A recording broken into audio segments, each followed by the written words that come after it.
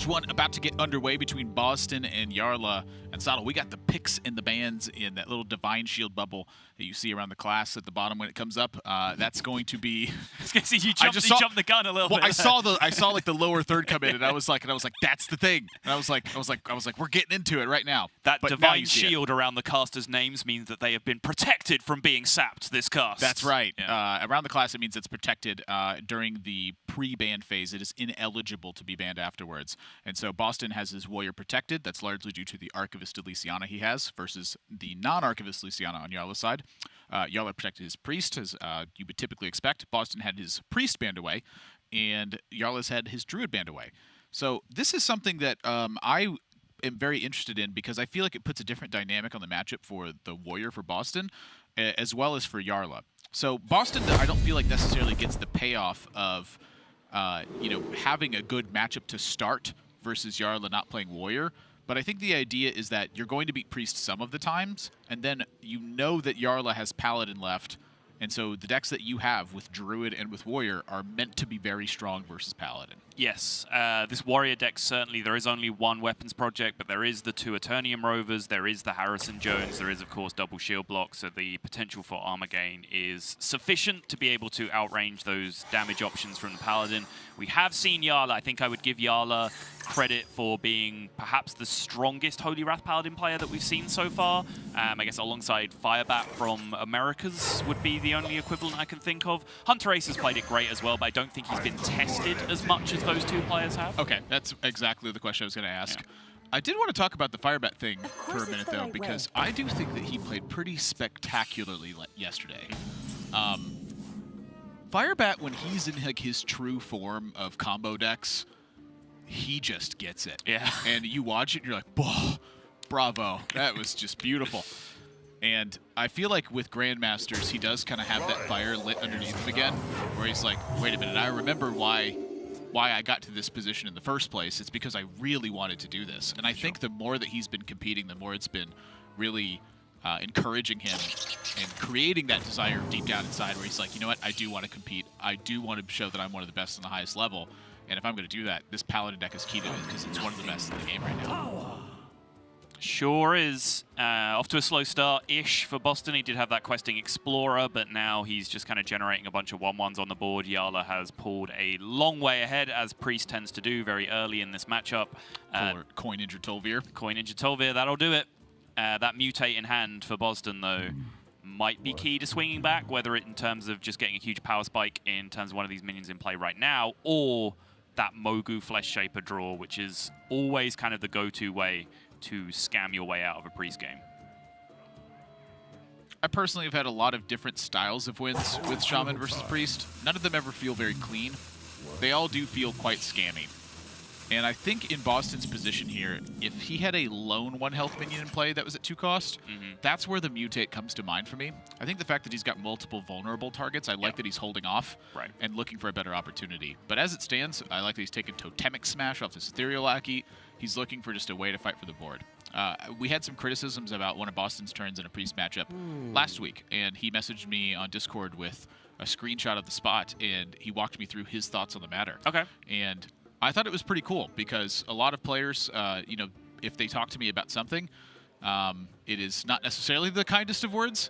Bozzzton was treating it in a very open-minded sense, where he's like, well, here was what my thought process was, and I think that this often leads to a good turn for me. And so I think that by proxy of the way he explained it, admittedly, it didn't work out and it looked kind of poor.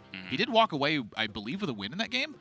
And kind of looking back, if he had gotten the success that he was looking for in like a totem roll or something, it would have panned out beautifully for him. And so that's something that I have to speak as one of Bozzzton's strengths is planning for a series of events. I think the random outcomes definitely throw him a loop because he's looking at it with the resources he has right now. But overall, he does have a very strong mind for that. And so, just the diligence to hold off on a Mutate that is otherwise pretty strong on this board, I think speaks to where his mind is at right now. I have to find a better spot. I think even if he spikes a Blade Master or a Mukla in that spot as his 3-drop, then like you said, there's just 2 value trades on the board that the Priest could take. They just play another minion, they heal up, they cleric heal, like whatever they do. Like they don't really care about your one big minion at that point. They're still dominating the board. So definitely agree with this position to hold from Bozzzton. I do want to add to that, like, honestly, any player that wants to come to me and explain what their thought process was when I disagree with something that they do, I'm here for it. Please do so. I like learning. Yep.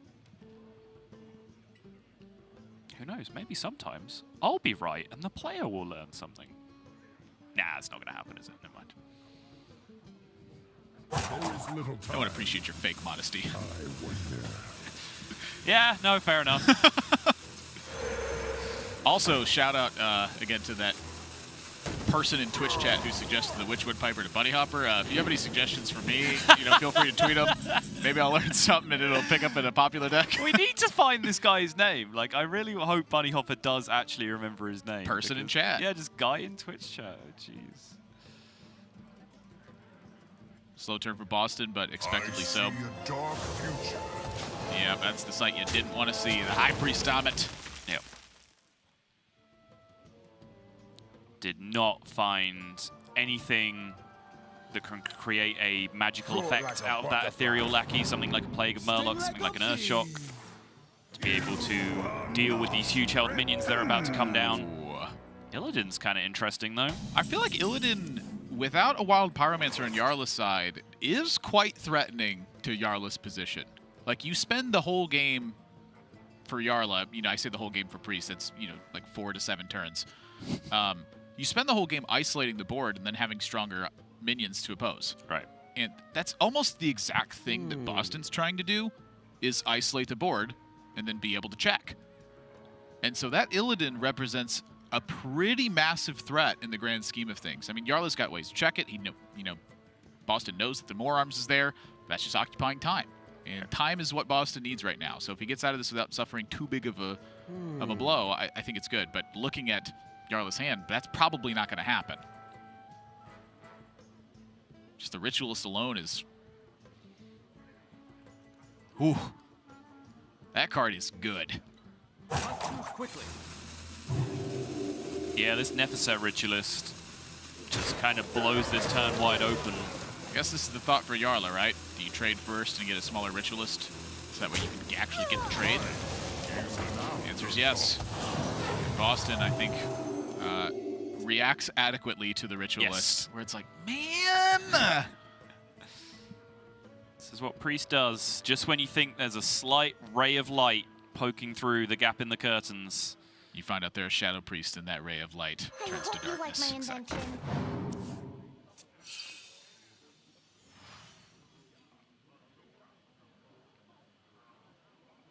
Yeah, I like this option. It feels more important to have the Armet stacked up at 7 health for the next turn than it does to have a 2/7 Nephesset Ritualist. Like, 2/5 restored, like however much health that was, 10 health to the board. Yeah, that seems like still a very playable card. Oh, is it? Yeah.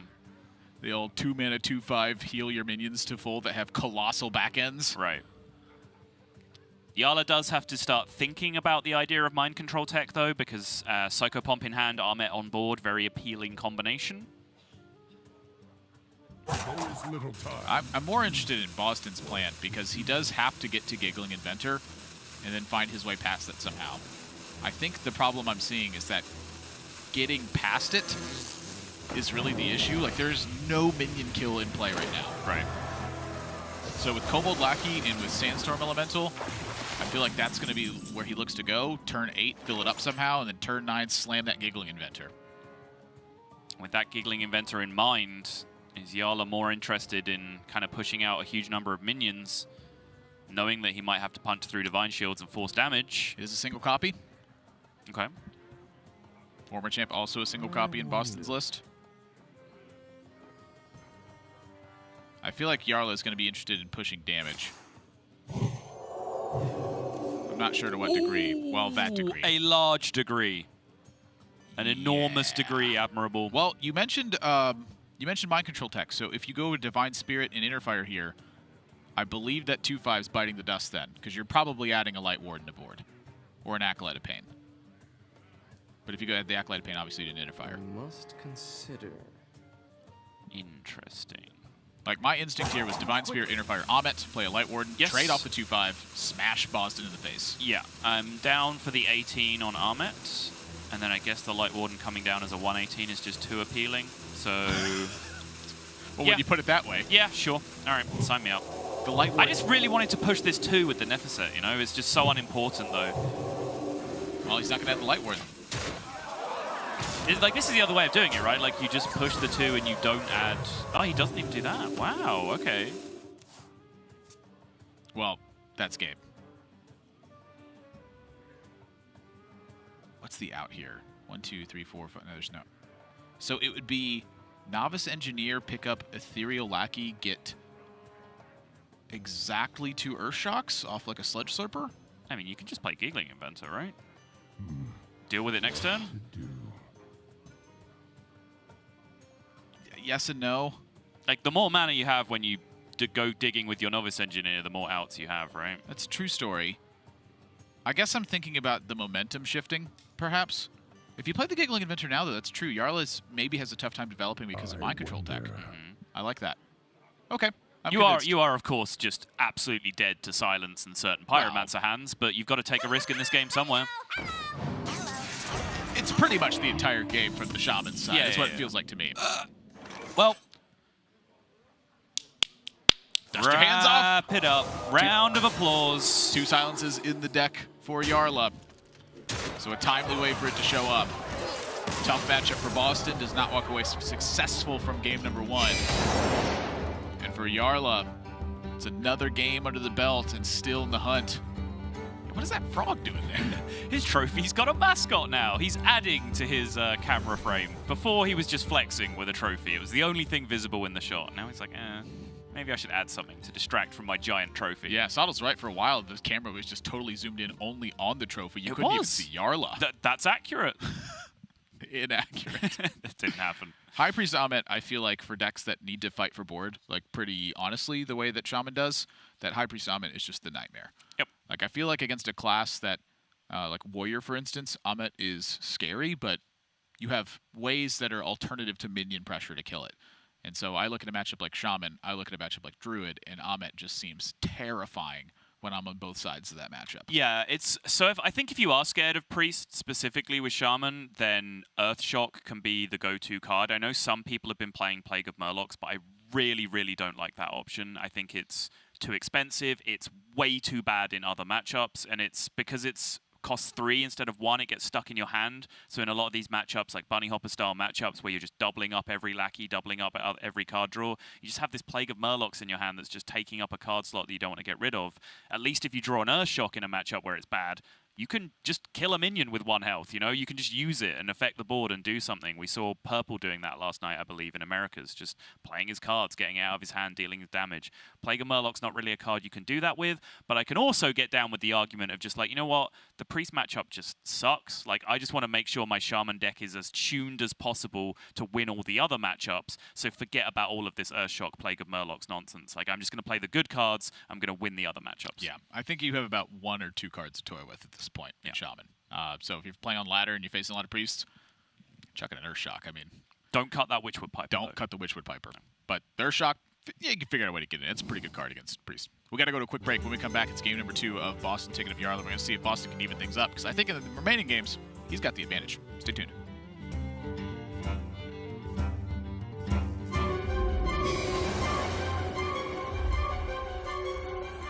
Legends say powerful treasures are hidden everywhere here in Aldum. If we hope to defeat Rafam, we'll need as many as we can get. He's already unleashed the ancient plague lords and countless monsters. Keep them distracted, Reno. Not a problem. This plan is totally gonna work. Ain't that right, Finley? Oh, yes! I have them right where I want them. There is an artifact here. The name is... The Scales of Justice. Oh, it must be really fancy. only to be used in a time of great peril. Yes, I think this qualifies. Hey, look, Finley! You've lured one of the Plague Lords! Take this, fiend! In the face! Yeah! Hey, guys! Get that treasure! We've got a Plague Lord to destroy! Yes, please, hurry! Not to worry, Finley! We just push this thing right here. No, that's a trap! Watch out! It's all good. I am phonily timed. Gracious me! What we actually need to do is press this. And there.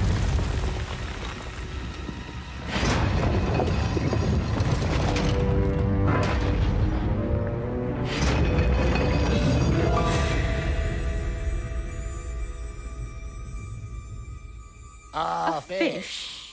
No, it's the scales of justice. Oh. Ah, who wants to use it first? Oh, I do! Me!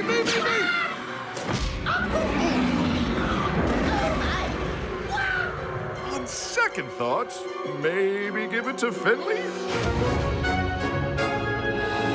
All you had to do was hold a rope. Here we go, blaming the tall, ruggedly handsome guy again.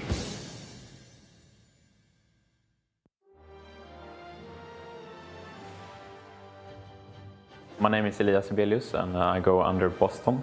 My username actually comes from my cat. His name is Bozzzton, so I just took that and made it a little bit cooler with the triple Z. So yeah, shout out to him. When I got the confirmation that I was in Grandmaster, I was overwhelmed by emotions. Even though I haven't had the first place big tournament win, they actually appreciate that consistency and what I've been working for the last couple of years. I'm very good at focusing on a specific thing and keeping myself ready for the situation. Yeah, and mind games and stuff like that.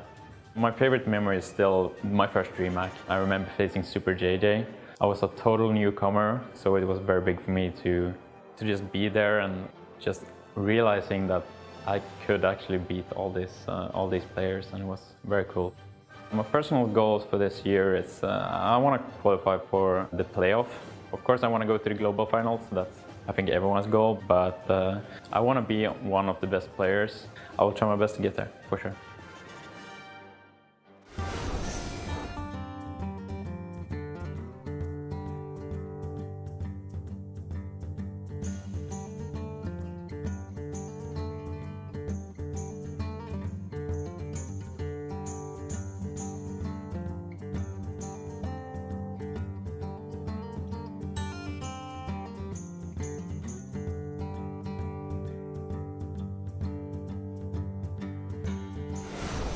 Welcome back to Splendid Sunday here for the Hearthstone Grandmasters in Europe. 6 matches that we got, and we are amidst our first one right now. I'm Nathan, that's Admirable was Morris, joined by Simon Sottle-Welch.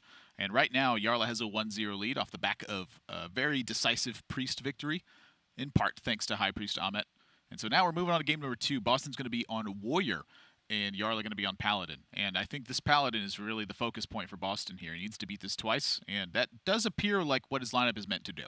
It does, yeah. He's definitely looking at other warriors, and he's leaning towards Paladin as well. I think more and more as weeks have gone on, people have expected Holy Wrath Paladin to come in. I think it was a trend that was set early on by a couple of players. Again, we mentioned Firebat. He was one of the first people to really start having success with it. And then that kind of permeated through other regions, people following kind of Hunter Aces and Jarla's lead in the European region as well. And now we see Holy Wrath Paladin being a deck that other people are considering beating, even to the point of Spell Ward Jeweler coming into the metagame as well as an option to try and beat it. That was one of my favorite interviews I've seen this week was Froden and TJ with Frozen.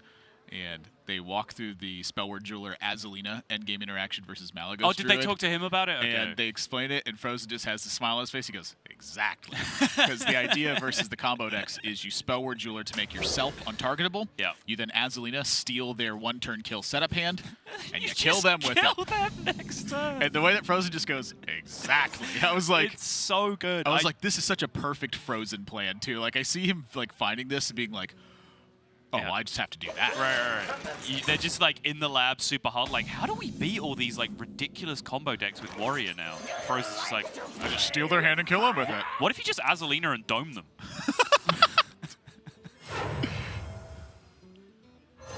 Throwback Sunday? I think we do need to talk about the strength of Bozzzton's opening hand. It was really good for the matchup, yeah. Eternium Rover, Coin Snip Snap, has Harrison already, Dr. Boom, Mad Genius already. Yes. Differences in the list. Bozzzton only has 1 weapons project. Ideally, you would like 2 for this matchup. But outside of that, he's got all the good stuff in there. He's got the Harrison Jones. He's got double Eternium Rover. Generally, if you're playing Control Warrior, you are just trying to out-armor the damage from the opponent. You're very, very unlikely to represent real pressure. If you're playing Bomb Warrior, we can have the debate about whether you're supposed to go aggressive or go for armor. I think it's very opening hand dependent. Jarla's side, he's missing a true silver champion from like the ideal list I would like to have against Warrior, because if you're going to get one of those true silvers blown up in the early game, you really want to have that second one to push through 8 damage as well, but Jarla only does have the 1. Outside of that, he is playing an Acolyte of Pain in that kind of floating minion slot, which is sometimes Soup Vendor. Other than that, almost entirely standard.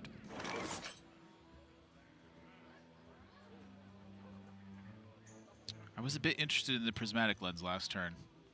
The 1 true silver champion is what, when you explained the deck list to me, I was kind of looking over it, and it's a spot I usually end up glossing over.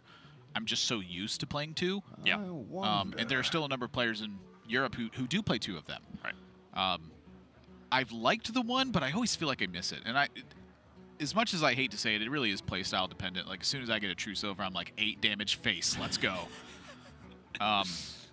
But that would be the explanation for Jarla, I think, not taking care of the Snip Snap on the Eternium Rover with the True Silver, is that this damage really does need to go face. Yes, it does.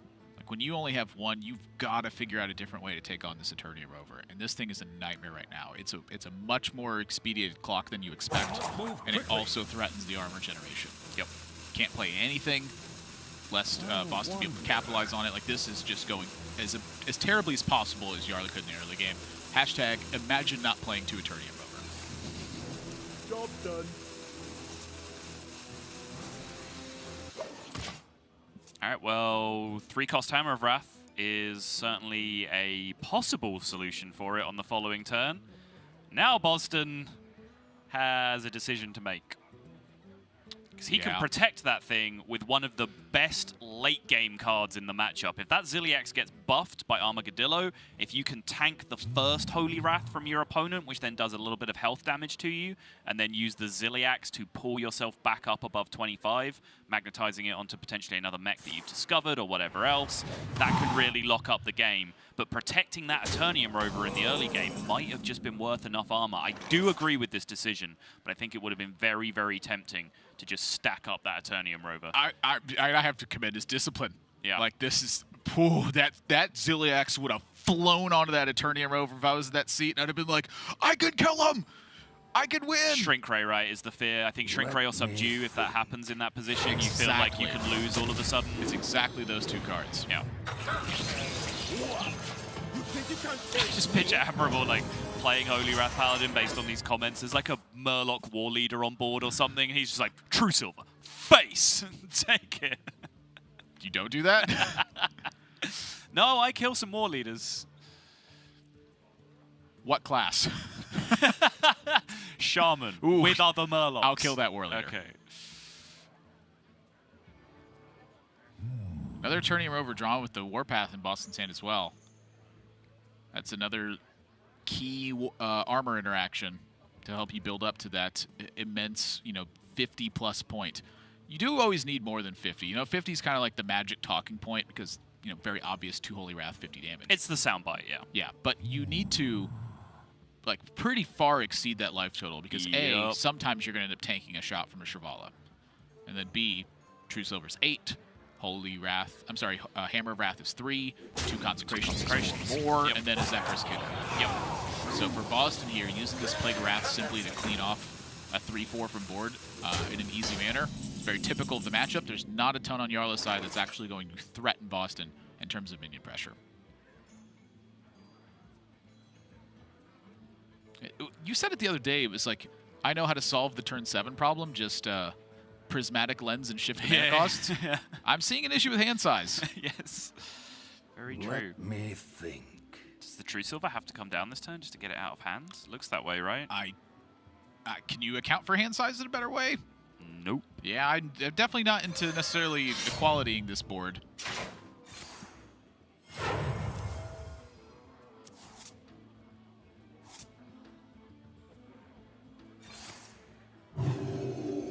does not want to develop minions into the Eternium Rover, so throws away a timeout instead because he's just not really interested in 2 timeouts in this matchup. Just not what it's about. That belongs in a museum. So Harrison comes down, and now there is only 1 weapons project in the deck. So I wonder if Tyrion Forward Ring ever starts to come into Jarla's consideration. Because it's not that common in the matchup. You do generally go for immediacy with Soulfire to end the game over the 2 turns, or you look for Pyroblast as your follow-up. Those are the 2 most common ones. But Tyrion can come into play sometimes. Yeah, I would think that given the Spellbreaker in Bozzzton's list, we can see it in hand. That's true. Jarla, he has shown a great amount of consideration for just about every unseen factor that you can think of. Right. I think that's going to be in the forefront of his mind. If he finds himself in a desperate spot, absolutely at some point you will consider risking Tyrion in that spot. But I anticipate, given the aggression he's been under, he's going to have to use his board clears a bit earlier than he'd like to. And so that tells me Tyrion is likely to just not really have a good spot to find. You know, a single taunt going to be in the way is going to shut down the damage. That's an excellent point. Let me think. And what was that 1-2 combo you mentioned with the Ziliax? Was it Armegadillo? It was, yes. Okay, just and wanted then to it make was sure. also like having a large attack other mech in your hand to magnetize the Ziliax onto for maximum health gain.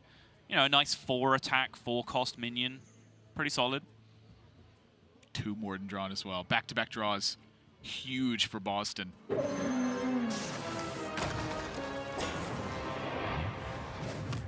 And Jarla just expended a Shrink Ray. I think he's in trouble. It's very much looking that way. That's a brick. Eternium Rover number 2 still just hanging around.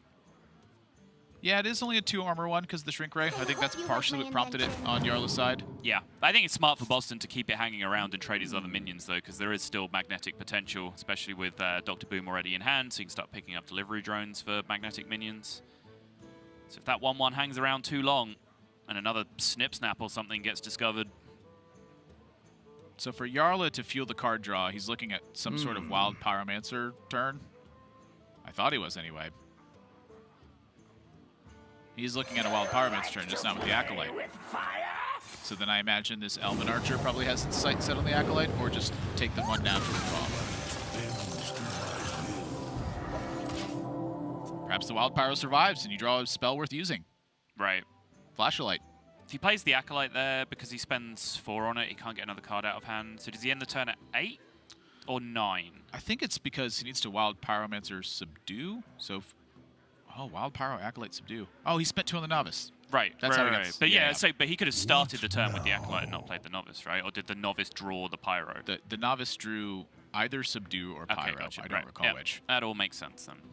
I'm pretty sure it drew Subdue. For Bozzzton, now that his Eternium Rovers are gone, the Warpath looking a bit more appealing. Thinking a likely delay on Dr. Boom Mad Genius.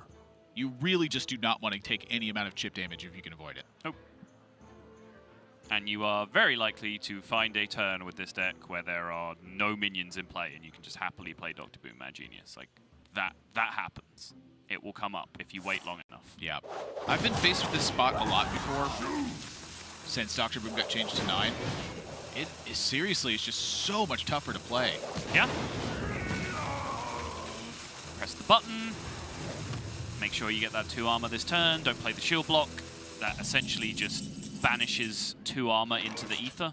If you don't press it this turn, you can always find a turn where he's going to shield block and press the armor in the same turn. Yep, last duplicates in the deck for Jarla, 2 Consecration, as well as 2 Flash of Light, as well as 2 Bankers. Oh my goodness, there's a lot of duplicates left. He just found the banker off that Elven Yeah. Archer, so there's that one off the list. Reporting for duty.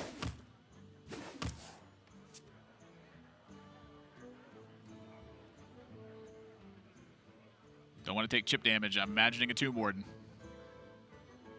So Bozzzton already at 44, shield block 49, armor up just this turn means 51 effective. Then he has the ability to heal for 9 with the Ziliax, which leaves him at 60 effective. 7 more from the Dr. Boom. Jarla's in trouble. 60 is about the last threshold where you feel any kind of confidence as the Paladin going up against this. Yep, Jarla's in deep trouble. Needs to start connecting minion damage. And looking at Bozzzton's hand, that is... You know, I need $10 million as well. Like, it's like just not going to happen, right? Like, Wait, you don't get paid $10 million for this? I do not. Oh. I get a better manager.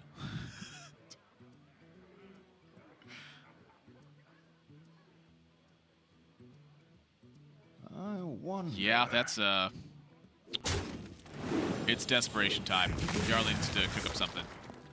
I know that he's feeling how bad a shape he's in. He does not see how bad a shape he's in. Of course, you know, his hand is hidden. Yep. Bozzzton's, that is. Quickly.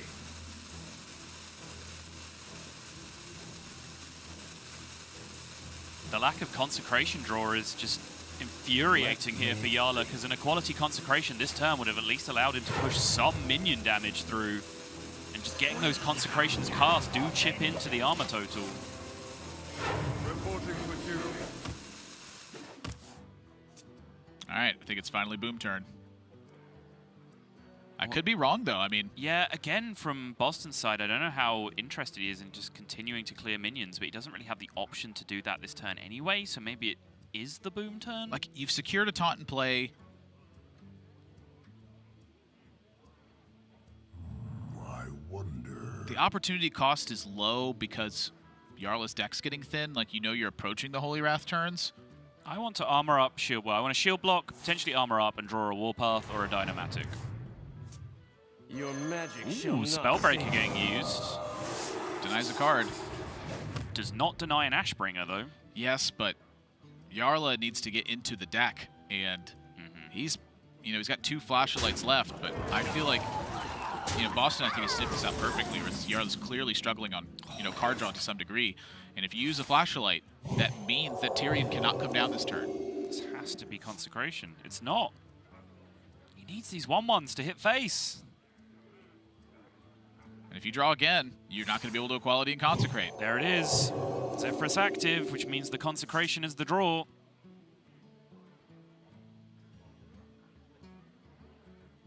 He needs minions to connect.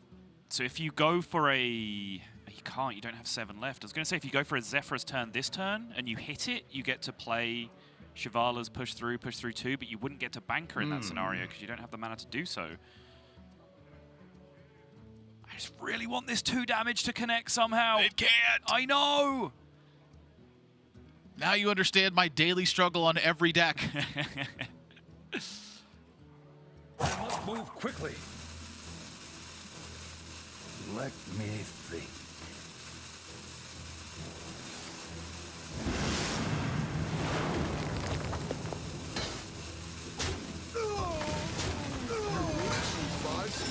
I have no idea what it offers here. Potentially just... Okay, I was going to say maybe you get the weird 9-drop options because you're leaving yourself open. Another shield block. I believe you do have to be below 15 health to activate the Jiraxxus chance as well. I don't know whether that's a thing you'd ever want, and I don't know whether armor is counted into that. So I feel like Jiraxxus does take into account armor. I'm sorry, Zephyrus takes into account armor as well as your hand size. Okay. I think the lower you are in resources, the more likely it is for Oh, Jiraxxus. maybe. That's been my experience. Okay. I've only seen it, I think, like a handful of times. I'm like, what is he doing here? I've seen it exactly once.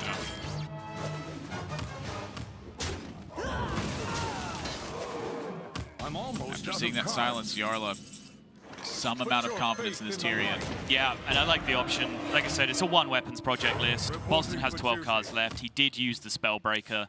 You need this 15 extra damage. Like, you just need it so badly. I think this is absolutely the route he has to go for. Yeah, and for Bozzzton, seeing that the Zephyrus was used, I think was the big prompt on the Dr. Boom Mad Genius, where he's like, yep, no, I'm going to have to answer something big, so let's get that taken care of. Yep. And I believe, This would be I a don't know good time how for much of a master concede play. gamer Jarla is, but I think after he sees Shield Block and Weapons Project this turn, he is more than entitled to concede this game. Jarla is not a concede gamer. Okay. Fight to the bitter end. I mean, the game's solved from that point, right? Surely. Let him mess up. Yeah, fair enough. I don't have a problem conceding in that spot. I don't have a problem staying in the game either. Yep.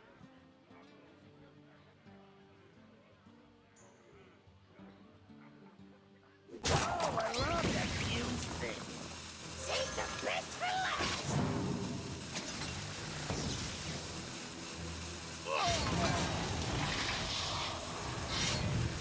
Jarla There's nods. the nod. He knew. He knows. It was known. 64. Not happening.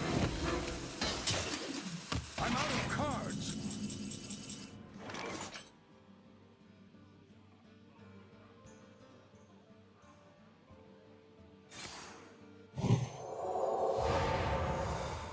The only out to play for now is sticking Chavalas to the board. Yep, and that means taking fatigue. Unless you, for whatever reason, believe you can tempo this Jarla right now and have it live for a turn. That is...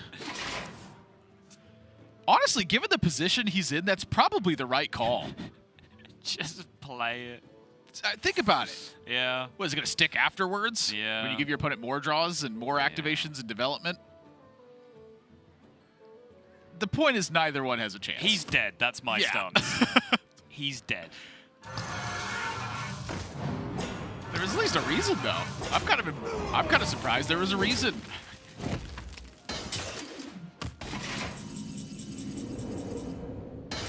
It's time to test your metal. Let's stash that away. This one just not sticking on board unless he plays the second one. I'm out of cards. Holy Wrath, the Holy Wrath, the Tomb Warden. Oh, yes. Yep, chooses to banker the banker, so that means that Chavala #1 is just dead on board. Bozzzton just going to go through the motions, make sure he tick boxes everything.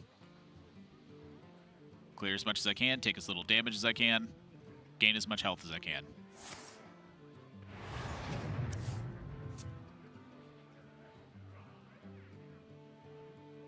Never in your life have you seen an Ironhide be so good.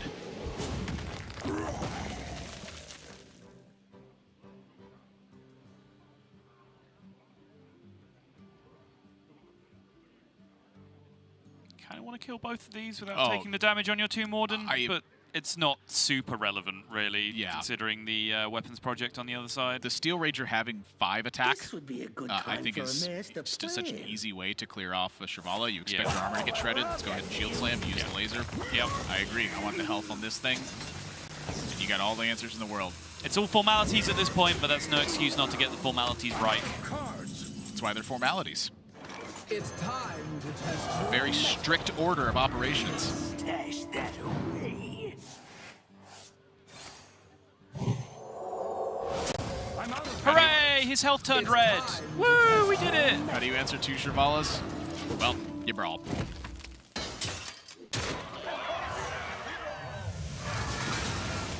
Wait, does he even need to brawl? No. Could you get in trouble with brawl? If you brawl and... Well, no, if you brawl and the Divine Shield one lives, you just play your Ziliax. Just leave it there. Okay, I always panic when I'm in these spots because I know there's a perfect way to do it, and it puts just a lot of pressure on me. Yeah. I mean, the perfect way to do it is the way that never loses, right? Which in this spot is just about anything Bozzzton does this turn. You can't get more perfect than 100% win rate.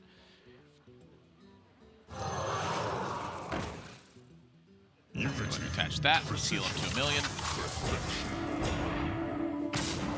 Works for me. This looks very 100% win ratey where I'm from. Where are you from? I told you, Jarla's no quitter. Reporting for duty. And Warpath. That rest of my works too. Yeah, I'm not Can passing. you just kill all his stuff, please? Thank you. All right. victory. So don't plays that don't kill all his stuff. There we go. I don't know. I kind of like toying with my food a little bit more. Well, the thing is, like, He would have played the Restless Mummy in that spot, and Jarla would have gone, all right, I've still got 2 1/1s, let's keep on trucking. Your turn. I'm playing Control Warrior. I'm committed to sitting there for a long time and being happy with it. All right, fair enough. You don't toy with your food that way? You seem like somebody who like enjoys the you know what? I'm just not going to attack. I'm just going to say go. Oh, yeah, I'm a huge troll. Yeah, Okay, that's yeah. what I'm about, yeah. Just wanted to make sure. Yeah. I like the way that Bozzzton had played that game, though. Everything was super deliberate. Everything had a very clear and concise plan to it. When he used the Spellbreaker, he already had an anticipation point. Said, if I see Zephrys now, what that means is I will play Dr. Boom to fight that off. So he had the goods to do it with, but honestly, he never looked like he was under any threat that game, and I think that's in part due to his draw and navigating it well. Yeah, I think if you Eternium Rover coin Snip Snap against Toady Wrath Paladin, you're going to win a lot of games of Hearthstone, especially if the card Harrison Jones is sat alongside that in your hand. Yeah, it's just, that was an easy one. And that's, again, that's the, my nod to Boston's lineup design here. The Warrior to be advantaged in the mirror match. You protect it against a player who does not have that Warrior Archivist Elysiana. Concede some amount of games to Druid, and now versus Holy Wrath Paladin, you have your own Warrior, and you have your Quest Druid. Yep. This was the ideal spot. Yeah, it's worked out pretty nicely for him. And as much as a formality as that game ended up being, because he drew all the good cards, he found the Weapons Project, he found the Ziliax, he found everything, there were still a bunch of decision points there that he gets right. There's 2 power on board on the opposing side. Looks like an easy Dr. Boom turn. Says, no, I'm going to clear this 2 damage so I don't take 2 damage. That can end up being relevant. From that point onwards, he was really like spacing out his taunts, so he always had a taunt in play. There was a couple of turns where maybe an equality clear could have come down and Jarla would have pushed a couple of extra damage, but he was making sure that big damage couldn't go through the face at any time. And not that he needed it at the end, but the discipline to just not play the Ziliax on 5. Who I would have slammed that thing so fast. I can't help myself. I know you can't, Admirable. Look what they did to Arcane Golem. All right? His charge became 2 extra health, and when I get a chance to magnetize for charge, by golly, I'm doing it. You know what Admirable would do for 6 damage face and a Divine Shield minion in play? Ooh. Tell him, Nathan. No, I'm getting nervous about it. I don't want to go. I don't. Oh, I'm getting sweaty. Ooh. Yeah, I don't want to talk about how far that goes down the line. So we're waiting for Game 3 right now for players to decide what decks they want to be using. For Jarla, I do think that this is a bit of a tough call, though, because it's like he knows he's facing down Druid versus Paladin. I've heard so many debates on this side, and I just don't understand it, personally. Like, it's Druid favored. I don't care what the stats tell me. I don't care what your practice said. If you're losing with Druid over a large sample size, you're just doing it wrong. Ooh, hello. The shots Talk coming to out Purple now about from it. The shots are coming out now from Admirable. Purple's beating people with like mulch munchers against Holy Wrath Paladin. At like rank 5. Come on, let's be reasonable. You play him. He'll beat you too. With Mulch Muncher Druid? Yeah. Yeah, It's still got maybe. the 2 howls and the 2 hidden No, oasis. actually, to be fair, right now he's playing with like infinite healing touch with his Elise combo. So yeah, he probably wins that match. Yeah, just wanted, but he's doing that like more as like almost in jest because he has mulch munchers in his have fun on stream That deck. deck's sweet, by the way. It is sweet, but the idea there is that like Druid has a very important card to draw in the matchup with Nourish. When they find Nourish, I feel like they're just massively favored. Okay. I mean, I think it's Druid favored, but I don't think it's overwhelmingly Druid favored. Well, you know me, 55 is, I'm going to preach it like it's truth. I'm not sure it's 55. Where do you think it sits? In the low 50s. I don't know. What about this hand?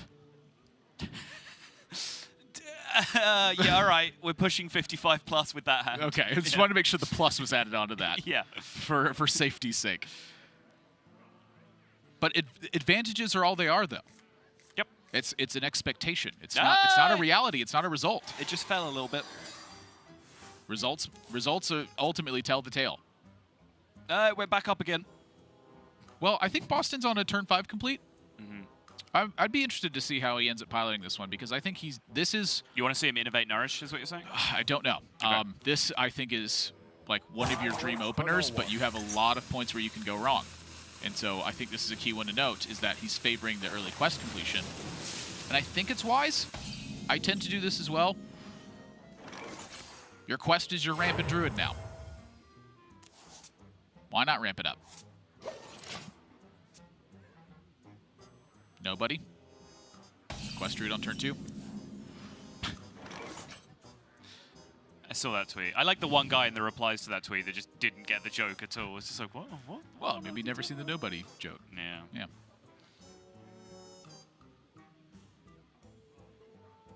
I'm glad Jarla found himself a hand of comparable quality, though, to go along with that absolute nutso opening from the Druid. These are my favorite matches when both players just have ridiculously good hands. Yeah. I love that.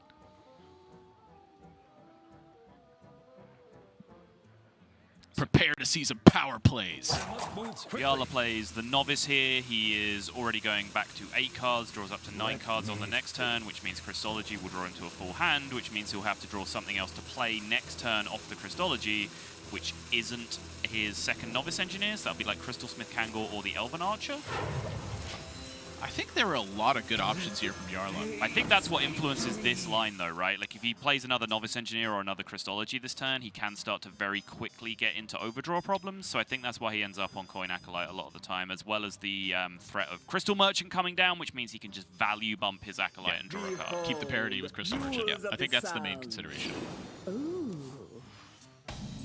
I think Jarla, to me, has demonstrated a very apt skill on managing your hand size. And so he's thinking about that, but I don't think it's a concern for him, if that makes sense. Like, you're checking it as you move along. You're never getting worried about it. Well, I think it was a genuine... Like, when you draw double Christology in your opening hand, I think it is a genuine concern. Because if your Christology just draws you all of the card draw cards, it can be very difficult to not burn a card as early as, like, turn 4, turn 5. Oop. Drop my pen. So he drew Acolyte naturally.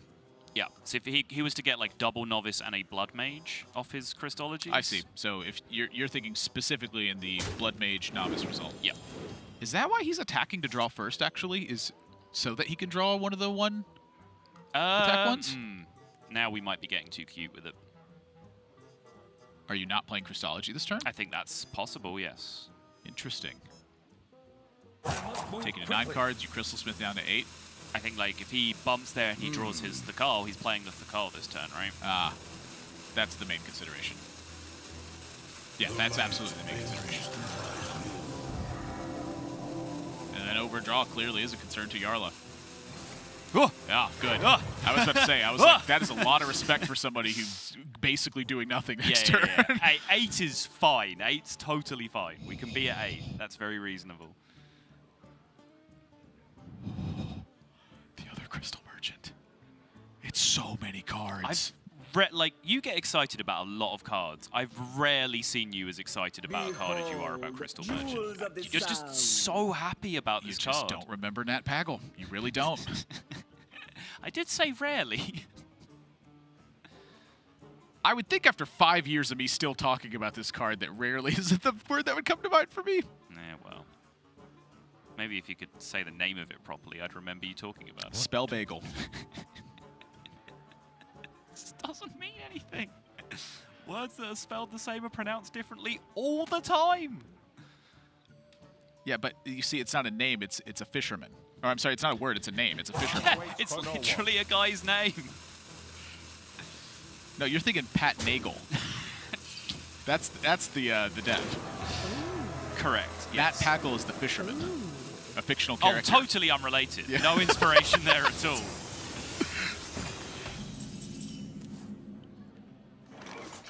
Yeah, I don't think Bozzzton has a merit to bumping. You don't want to risk your Crystal Merchants.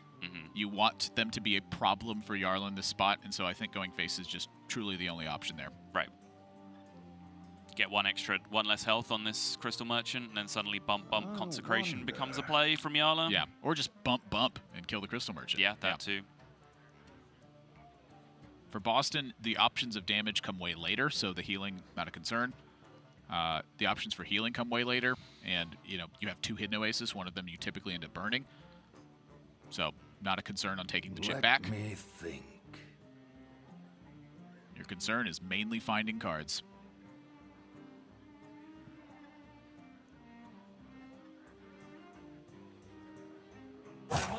Yeah, I'm not lensing this turn. Certainly doesn't look right from where I'm sat. Start managing the hand size. You want to cut into Bozzzton's card draw. Don't think the Acolyte can draw a card here. Well, you say that.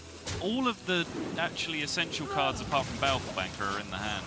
Yeah, I think this is a pretty natural spot to draw a card. But at that same time, I do think it's a pretty natural spot for Bozzzton to attempt the burn as well. Yep, agreed.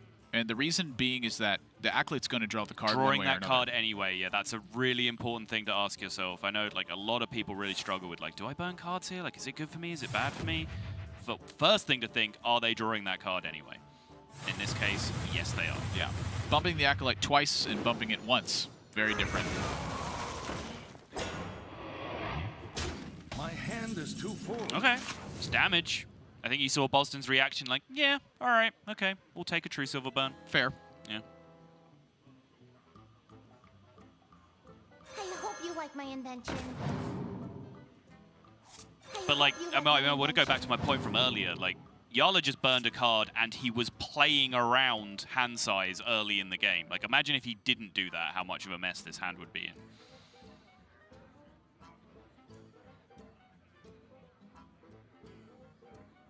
Christology's a heck of a card.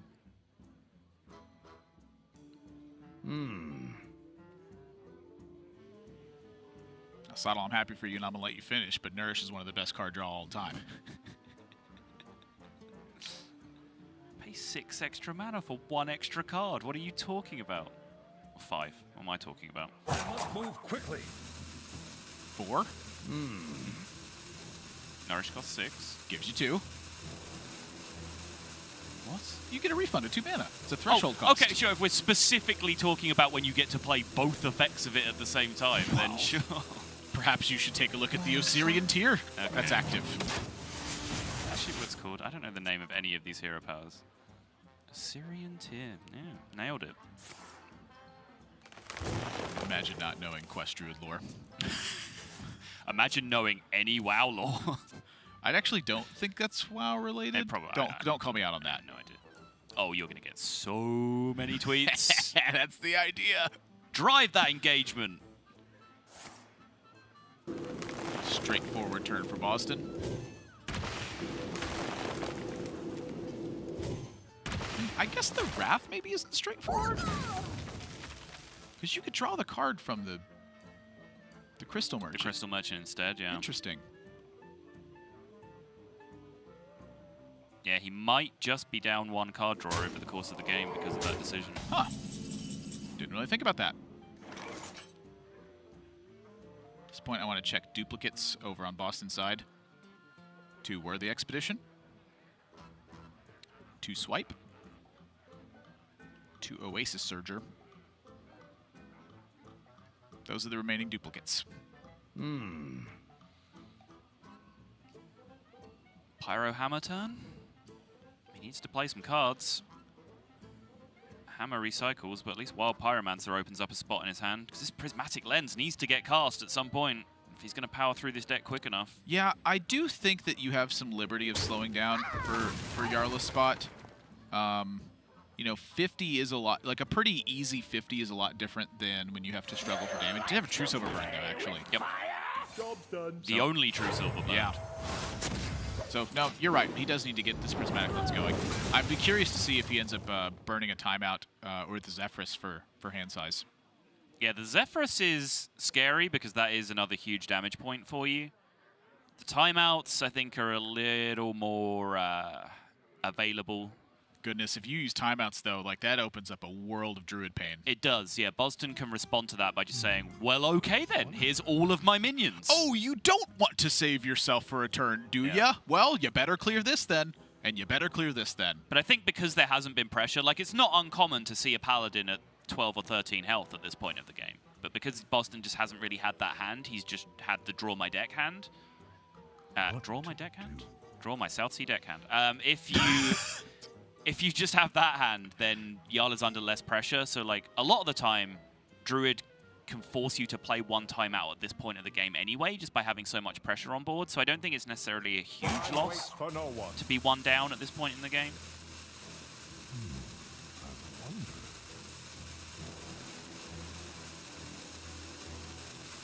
I think Bozzzton is weighing the odds on a lot of different things here. I was just about to mention this. if you play Cenarius, you lose the opportunity to deal that burst. And part of the way that you can force Jarla into uncomfortable turns is by still having Cenarius in your hand. It's the threat of that power that really presents that power. Zephyrus active. 9 cards remaining. Very nice flexibility for Jarla now. That means it was active last turn, right? Oh yeah, I just didn't notice, I guess. Sure. Oh, does that mean you just play it then? I think so. I was about to say, with this Pyro just remaining on board, I think you just rip the Shrink Ray here and just be happy that you get that board clear. It's one of the fears of using a Pyro is you don't have it available for that clear. I got to give hats off to Bozzzton on that one. He does get very fortunate, I think, with that draw. Not King Phaeorus first. Okay, that... I'm pretty surprised by that. You want him to Phaeorus and then have the threat of the Cenarius buff for more damage coming through afterward? I just literally thought that was the idea. It does make sense to me.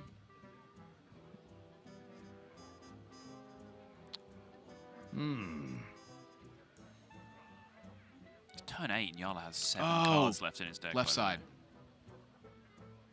Left Sorry. side. That's what he he's wants thinking about. Cenarius gone from the left-hand side of his hand. Yes, okay, that does make sense. So Elise got changed about a week ago now to where the duplication effect on your hand, if you have no duplicates left in your deck, is it orders from left to right. It's no longer a random order. And so the spot in the hand where your card is for Bozzzton is actually very relevant in this scenario. Yeah. The more cards you have over on the left-hand side of your hand which don't matter, which, you know, saying Cenarius doesn't matter is kind of erroneous, but the cards that Bozzzton's super interested in this spot are Zephyrus, Ferocious Howl, Hidden Oasis, those kind of cards. So the more cards on the left-hand side of your hand that are obstructing those cards from being duplicated, the worse it is for you. So with that all in mind, yeah, we're done. We just missed that for a while. Makes sense. Are we dumb or is Bozzzton smart? Oh, now we're talking. Because I think that's smart. I think that he understood what the plan was and said, you know what? It's just more beneficial for me to clear out this hand space. This is effectively the same plan. Yep. If my opponent tries to clear, slam a Phaeorus the next turn.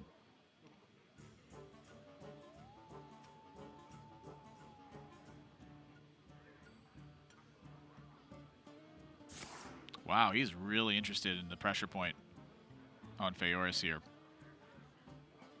I think he was looking for card draw here as well. Yeah, he needs to get his Elise and Zephyrus active. Yeah, I think it's 1 and 6 for Nourish. I believe you. Haven't done that particular math. I might. Might do it tonight. Who knows? I think it's 18 choose cards. Okay. And so Bozzzton using that far left Ferocious Howl does indicate, in fact, that he desperately wants to activate the Elise and the Zephyrus. So he is feeling a bit nervous about this situation, it seems.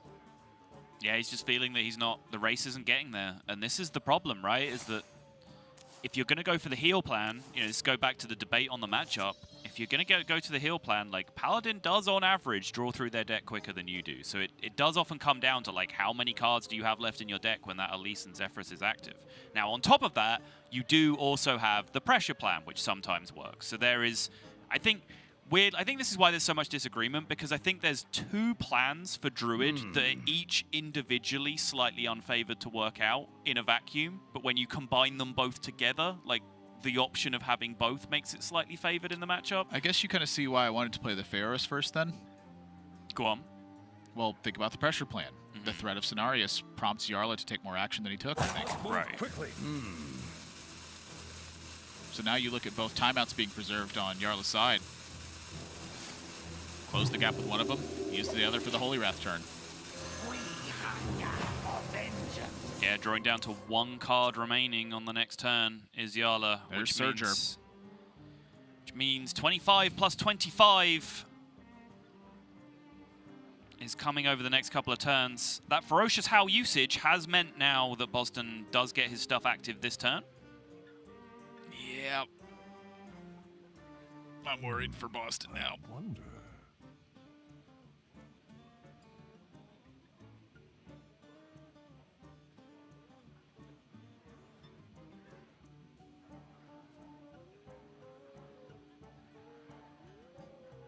He's going to miss out on Need a hand, Swipe Explorer? Surger here? Yeah, I think you're happy to miss out on Swipe Surger. Yep, seems fine. Not happy to you know, have I think just it just feels kind of low quality.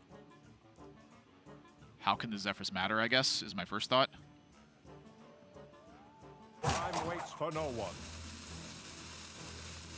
See, maybe like a Soul of the Forest type thing might be relevant sometimes. Cast it here, though. No, exactly. I think Bozzzton felt lost in this game because of his pan out being unexpected. I don't think he knew what to expect from the Zephrys either. Almost out of cards.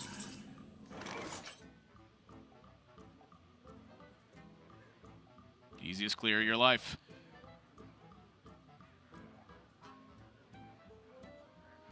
Is it?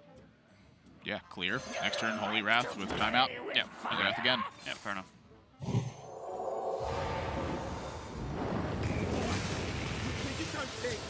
Yeah, what if this 3-4 hits you next turn, Bozzzton, huh?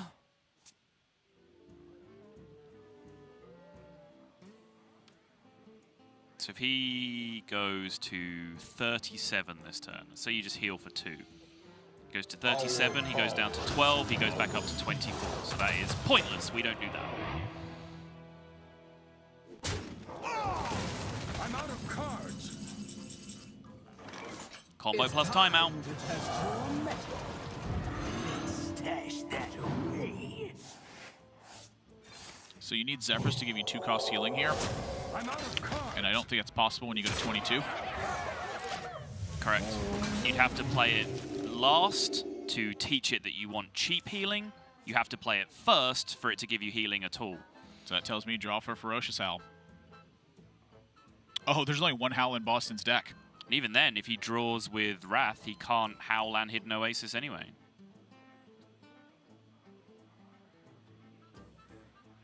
All right, well, your best shot is to hope that Zephrys goes, hey, you just took 25, babe. Zephrys is going to see you're at 22 and be like, ah, we're totally fine. Zephrys doesn't know the matchup. He knows the board state. Yep. Zephrys just goes, hey, you remember original Reno Jackson? That seems like the perfect card. You've got all these fancy Highlander cards active in your hand. I feel like you really want to Loatheb here, Bozzzton. That wouldn't even help. Yeah, it would. Takes the Holy Wrath to 10 mana. Time waits for Just no kill one. him. He just plays it for 10 and wins. How? You got a banker. I guess it's true.